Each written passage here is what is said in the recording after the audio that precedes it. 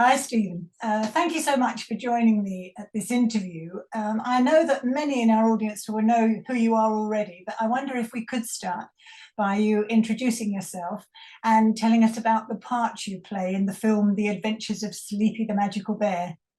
Yeah, certainly. Well, I guess most people would know me from someone else who doesn't look like me, which is Bombur. I was Bombur the dwarf in the Hobbit movie.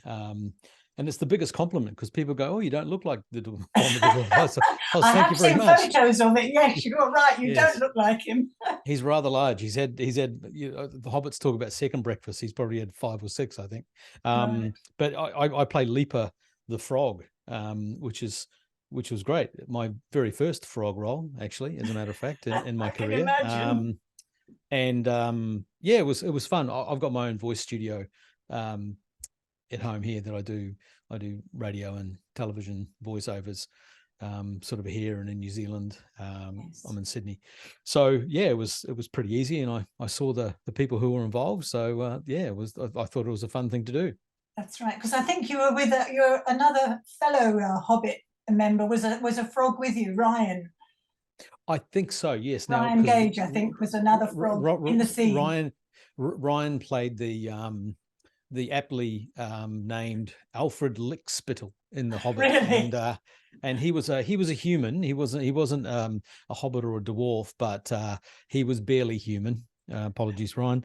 But and he did an extremely good job. He actually in the movie he had to have like a hunchback, and he was like this the whole time. And I don't know what it did to his figure over the course of a few months, but Months, that's right. he was very committed. We just had to wear like fat suits and stuff, but yeah, Ryan was very committed to that. And I think Jed and Adam, no, Mark Hadlow, I think's doing some, and my good friend Sylvester McCoy, I think I saw his name in there as well. So Yes, I've yeah, I've had an interview with Mark and Jed already. Yes. fantastic. Yes. Yeah. What made you get involved? How did you actually get involved in the film, Stephen? How did you hear about it? And what made you want to get involved? Well, I just got an email actually Right. from and from David, and then he was he pitched it very well. And he said like it's a charity thing for the NHS. And even though I do live in Australia and I have an affinity with New Zealand, it's still, I guess, as an actor and an artist, it can be quite, I guess, isolating, for want of a better Yes. word. Sometimes, I mean, when you're on set and you're working, you've got a crew of people, and also it's very, I guess, I want to call actors selfish, but basically you do a job and you get paid, and you leave the job, and there's very few opportunities where we get to kind of make a difference, or doing something for charity. Yes. And for something like this, it just really didn't take much of my time at all. And so yeah, like I'm always up for doing that kind of thing, because I think we've been lucky, especially doing the Hobbit movies, what Yes. that gave us. Yes. We were basically, I was auditioned, and we were launched into these amazing characters. And I worked really hard to for the audition, and to get to that. But at the same time, we inhabited these creatures and these characters and this whole world that already had an incredible fan base. So Yes, I do that's a lot of right. fan conventions all around the world, and that's one of the, I guess, one of the perks of doing a big franchise like this. And That's right.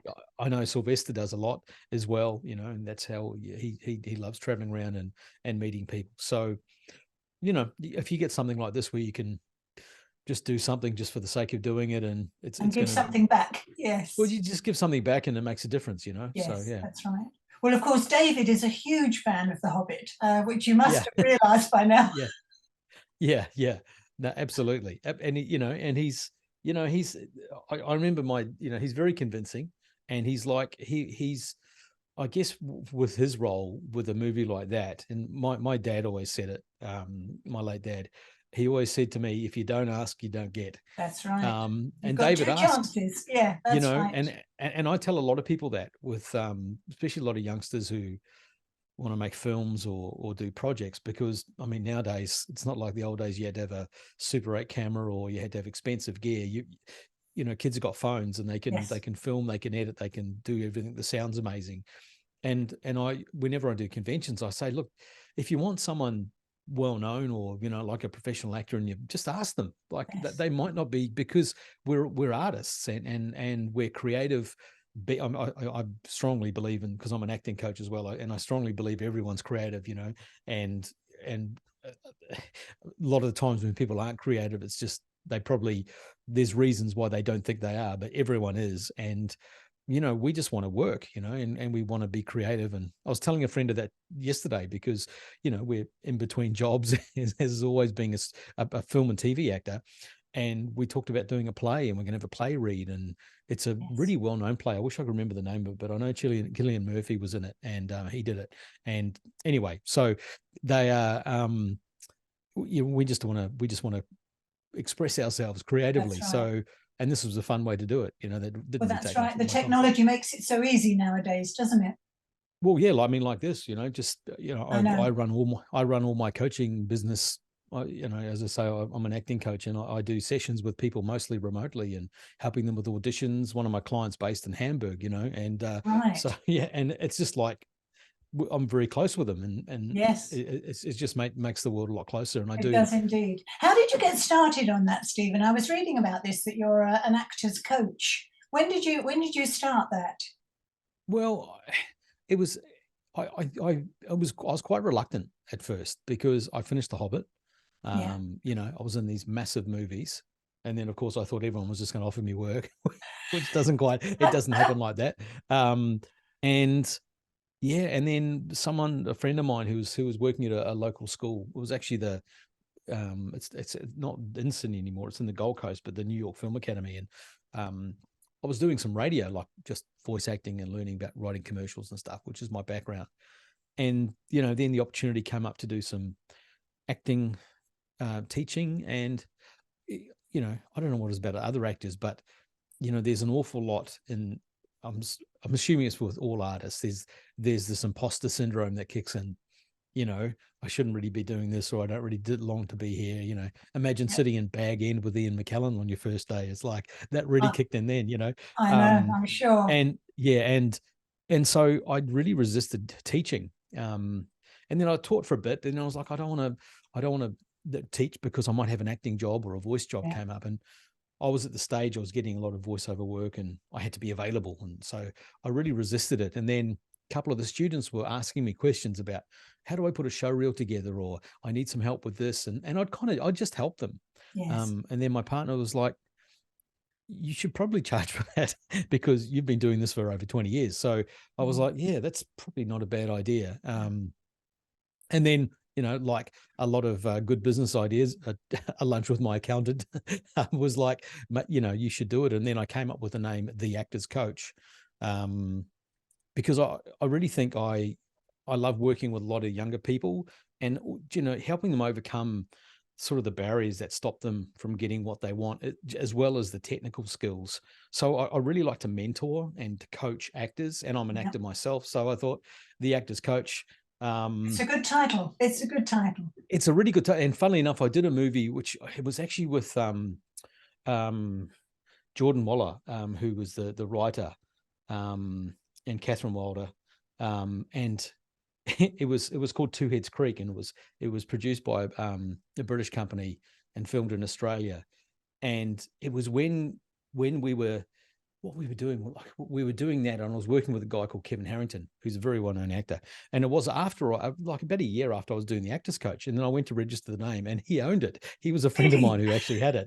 And I think he's still got it. But anyway, he said he doesn't do that anymore. So he was like, sure. So I rang him, and he's like, it's fine. So, it's good. And when you're not acting, I have acting, I have voiceovers, and I have The Actor's Coach. And recently I created an app, which is very, very, I was going to say grown up, quite new, young of me, called Screen Acting. And I called it Screen Acting because I just wanted it to be searchable. And and I do a lot of programs, and people can just download the app and download programs, and then they can find out more and get on my mailing list. Well, I did one today. I did a just email with tips, and I do my Instagram. I had to race to get mine done today, little Instagram reels, and so giving a lot of stuff away. And then, the ones who are really ready and committed, I'll work with as well, like one-on-one or through my courses. So yeah, and I really enjoy it. Like I love getting work, and I love getting the big jobs. It's such a thrill. The Hobbit was the biggest, that was the biggest job. But when you get someone, especially a younger person, who was really doubting, I guess, where they were sitting, or a lot of people give up. That's the biggest thing, persistence in this game. A lot of very talented people, a lot more talented and hardworking than I am, have given up because it's tough. It's a very tough business, isn't it? It really is. It's very tough. And when you get to see them, like I've worked with a couple even this week, and their show reels, like what do you send to agents to get agents? And there's a lot of stuff they don't really teach you in schools, and even in the acting schools. So that's what I do. And then they, you hear them get a job. I mean, one of my first clients, I was doing the grocery shop, and he texted me, and he got his first proper gig. And it's just whoa. There's my. Well, that gave you such a buzz as well. That's right. Yes, I'm sitting on a drum stool. It just collapsed. So you started, Stephen. You started with voiceover, then, did you? I was acting when I was 10. I started at the local drama club when I was 10. And then when I went through high school, I was doing all the high school shows, plus shows at the little theatre. My academic work probably suffered quite considerably because of that, but that's what I love to do. And then I remember my last year of high school, I can't remember, it was something that I didn't really want to do. It could have been physics or chemistry or maths. It was probably maths, actually. It was something I didn't really fancy, and I took up typing for a term, learned it within a term, and then didn't go back, and I ended up being a copywriter in radio. So I worked in radio when I was 18, being a production assistant. And for anyone who's worked in radio, that was back in the days. I was kind of like the cart boy, as they called them, and they used to produce commercials all on tape, and then they'd like mix them, all the sound onto like another reel tape, and then I used to dub them from that tape onto these little. They look like those old 8-track cassettes that used to get back in the day. Yeah. So that was my job. I was the cart boy, or the professor of cartology, as I was aptly called, and that's where I first started doing radio, and I voiced radio commercials, and I got on air and did announcing, and so I've always had that love for audio. Even now, I record things, and during lockdown I helped a friend of mine. He actually got in the finals of the Australian Podcast Awards. I did some sound design for him, and it was just, Well, of course, during lockdown, voiceover work would be great, because we couldn't socialize, could we? Well, yeah, and it was about 9 months before then I built my studio. So I mean, when I say built, it's basically the size of a. I can see some of it behind you. Well, that's actually all green screen. That's actually all. Oh, is it?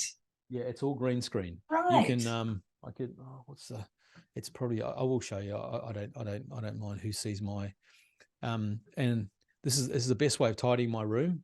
So you can actually see Adam and Dean and Jed and John and all those guys there, and a whole lot of mess. But if you can see there, that's my voice booth in there. Oh, right. And that's my normal chair. That's your booth.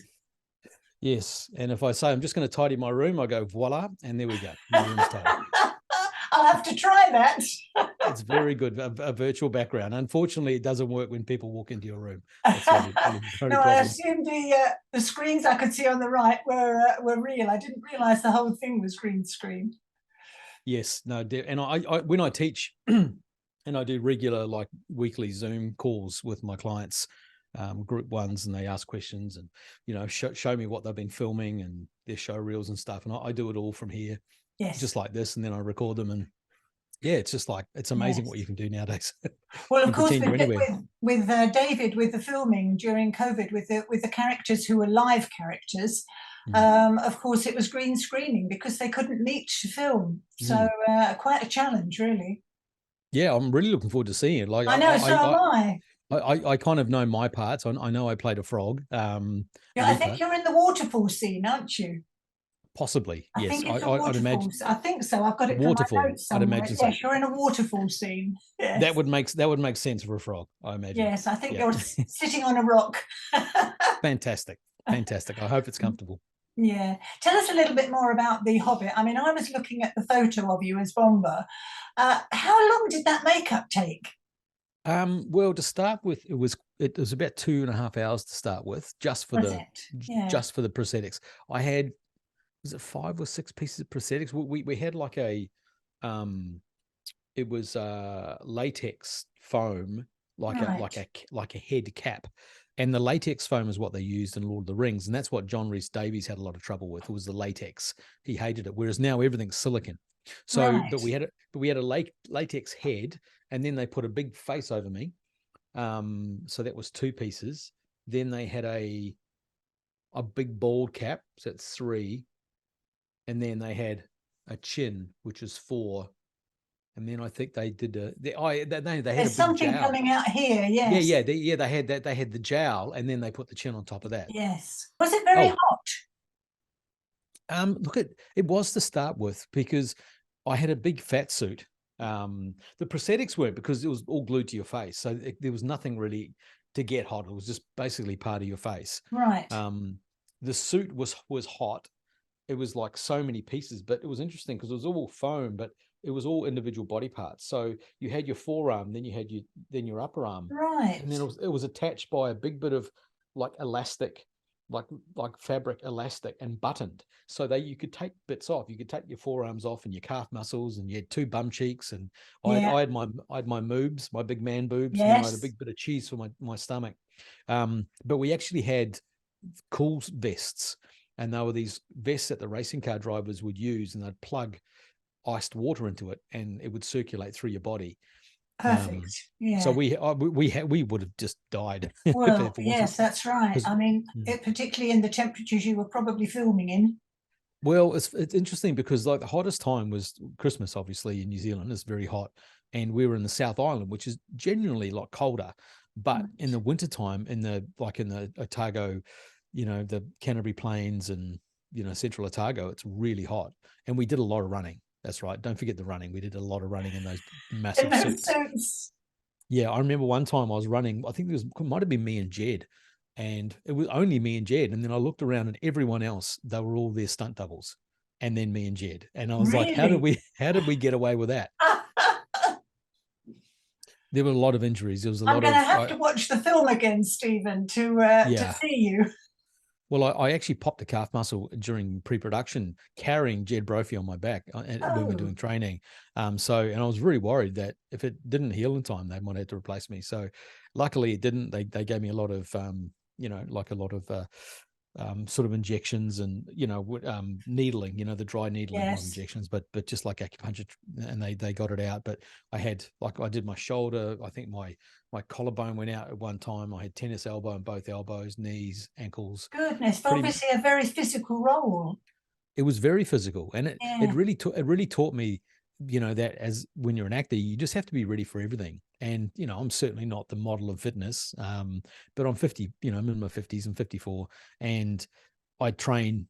I'm pretty fit. I'm probably as fit now as I was when I was doing those films, because I realized if something comes up, you just have to get it. You've got to be in the right physical condition to you have to be in peak physical condition. Yeah, absolutely. Yes. So, and as you get older, obviously it's all about not getting injured as opposed to like pushing too hard. So, that's right. How long was the filming? How long did that take? Your filming part? It was 254 filming shoot days, which is exactly the same as Lord of the Rings, funnily enough. Right. So we started it was meant to start in January 2012, but it didn't start till like March. And then we filmed all the way until 2011. It was January. It was 2011 we started. We got there in January. We arrived like the 13th of January from Sydney. I remember clear as day because my daughter was 10 weeks old when we moved. Oh, wow. And yeah, it was pretty crazy. And so we went there, and then we left, would have been June 2012. Right. So, but then we went back for 10 weeks of pickups to finish off the third movie. Yes. it was pretty crazy. And of course, we had 2 big hiatuses. So we did 3 blocks. We did a block, then we had like 4 or 5 weeks off, 5 weeks off, then did another block, then another 5 weeks. Okay. And they did that because Martin Freeman was offered the role of Bilbo, but then he actually turned it down because he was committed to doing Sherlock. And that's right. Yes, I've seen him in that. Yes. And they went to recast, and then Pete was like, "Nah, he's the guy," and he changed the whole schedule around to suit his schedule. Which I'm glad, because he's Bilbo, like that's him. Yeah, we know him, or I recognise him more. He was with Ricky Gervais in a series called The Office. Oh yes, I've seen every episode. You've seen all that, yes. Oh yeah, that was a great family favourite. Yeah. Yeah, I think we had that probably in New Zealand when I was living there, and then of course back when I moved to Australia. But yeah. How long have you been in Australia, Stephen? Because you were born in New Zealand. Yeah, I was born in Wellington, where we filmed. My parents were born in Wellington. My brother was born in Wellington, and yeah, I moved all over the country. And then I was in Auckland living for quite some time. And then I moved in 2003. I moved to Australia.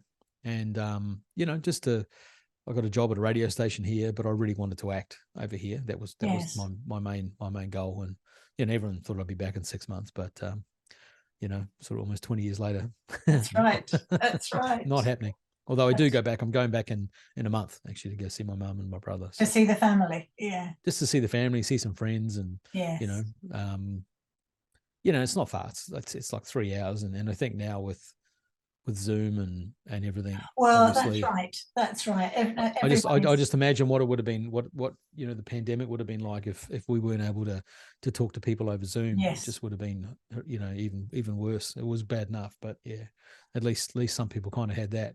And New Zealand's 3 hours away. It takes 5 hours to fly to Perth over the other side of Australia. So going to New Zealand's relatively quick. That's right. That's right. Stephen, thank you so much for this interview. It's been really fascinating hearing about your life and your Hobbit role, and also thank you for taking part in the Sleepy film. It's great to have you on board, and obviously some of the other Hobbit members as well. But it was so much fun, and thank you. I feel like I should have had a cup of tea and a biscuit. It was just a very nice chat. It was lovely. It has. But I've just had my curry, so I should just settle. That's right. That's right. We've all just make do with our glasses of water, shall we? Yeah. We should have had a glass of wine there, shouldn't we? I know, missed the trick again. Anyway, Stephen, thank you. I really appreciate your time, and it's been lovely talking to you. And obviously, I wish you every success as well. Thanks, Maggie. You take care. Bye.